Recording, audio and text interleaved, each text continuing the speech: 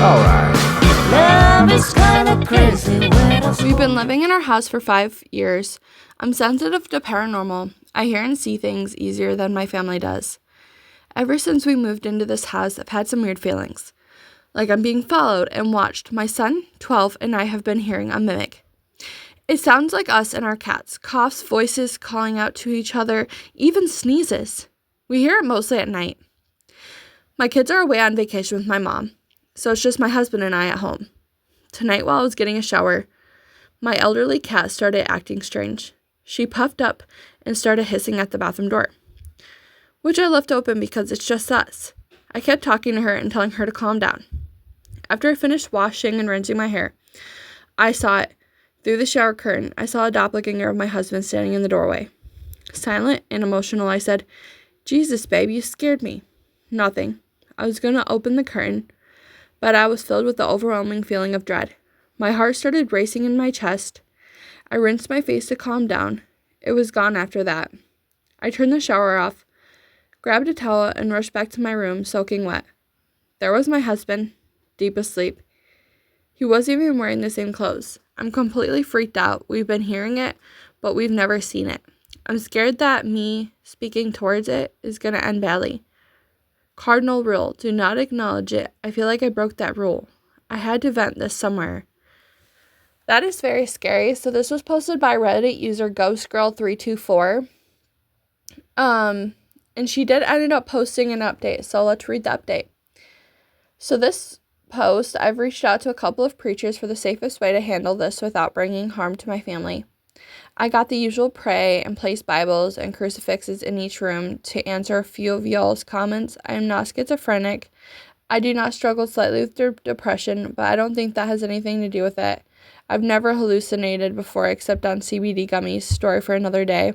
I haven't acknowledged it since. I've definitely heard it. Last night, all 3 of my cats slept on my bed, which is definitely unusual for them. One acted as if he was scared to death.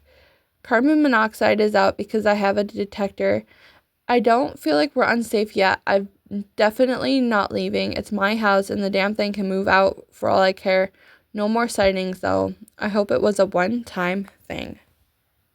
Our second scary ghost story on Reddit is from Ann R. Y. Dad. I worked in a haunted auto parts store. I remember the place used to be a bowling alley, but burnt down, and the story was there was a guy that died in the fire. Anyways, in the story, me and the manager stayed late to finish up stuff, and the lights are on timers, so I had to climb into the mezzanine to switch the lights to manual. We finished up what was left to do, and my manager followed me out on the mezzanine with a flashlight because when the lights were switched back to timer, the store would go dark. So we go through the garage to switch the lights, and the store is black as we are walking back into the store from the garage. We see every computer flash on the welcome screen. Also, we sold those old VCR decks you could mount in vehicles. Well, that was on and playing this demo tape. Also, all the cash register lasers were shining in the ceiling, and you could pass yours hand through them. Weird, I've never seen them do that before. So my manager says, let's go. So I walk out through the lobby. There were 2 sets of doors, then the lobby doors. You'd lock, so then you're outside. I leave through the doors, and my manager is locking the door. I hear him yell, and he comes running by me. I was like, what happened? He goes, you didn't see what happened? I said, no. He says, as he was locking the door, just as the lock turned, something slammed into the door hard, and they bowed out from the forest. We just left and never worked late again. I have so many other stories from that place. It was wild and scary. That's definitely a different experience, and I remember working nursing and having a lot of experiences at night. Maybe I'll do my next video just about like nursing experiences and see people's nursing experiences on Reddit and what they've been through. Anyways, here's the next one. This is written by Kiri Saber-Doozy. One day I was in my home alone. I was pouring a cup of coffee at the kitchen, and when I was walking to get back to my desk, something just pushed my back, as if I somehow got in its way. The force was just abnormal. It was as if a way bigger dude than me had pushed me back hard. And I'm not a small dude myself, so I panicked and left my home in a hurry, and came back when my mom had arrived from work. In the years to come, me, my mom, and younger sister saw a tall, white, gaunt lady walking from and to specific points of our home. The thing is that we never talked about it with each other. But one night at a family gathering, we started talking about this kind of things and joking about it. I told everyone what I had experienced, and my mom and sister just went pale, and they told me that they had seen the same lady walking around. It was freaking crazy and scary. Also, I had the most awful episode of sleep paralysis for several years until I was able to move out of my own. Since then, the sleep paralysis stopped and never came back. I think that's so scary. And just from hearing my husband's own experiences when he was dealing with sleep paralysis, I can only imagine how scary that fucking is. Like, that sounds terrifying. Glad you're out of that house, though, buddy. All right, our last story for the day. Invisible man out running on a humid summer night in high school stopped to stretch under a streetlight when I heard footsteps nearby. I could see for a good 50 feet in any direction longer up and down the road. There was nobody there. Was about to dismiss whatever that was when I heard another step, someone clearly crunching gravel underfoot.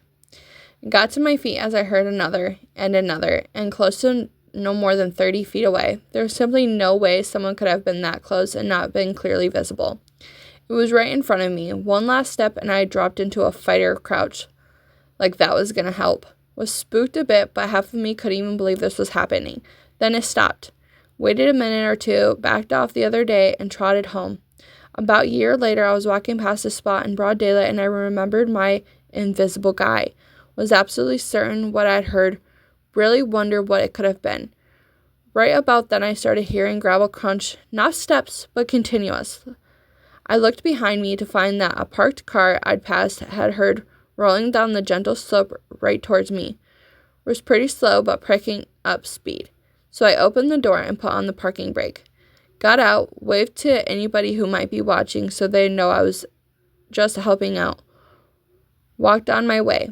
I have no idea why any of this happened. Wasn't particularly tired or weirded out by being outside at night.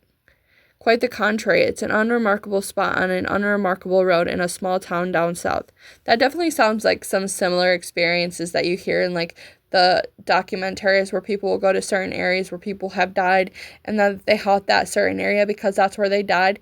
It's really scary and honestly really sad if you think about it that these people can't move on. That Reddit story was from a guy named Kevin Uxbridge on Reddit. That's definitely a different experience, and you usually deal with those things when someone died in those certain spots. I just want to say, if you guys watched the entire video, thank you so much. I hope you like, comment, and subscribe, and I hope to see you in the next video. As you can see, I'm no longer glammed up, and that was because I forgot to record an outro for my video a couple of days ago when I recorded. So, this is what you guys are going to get for an outro. I just want to say thank you guys so much for watching, though, and I hope to see you guys in the next video. Bye.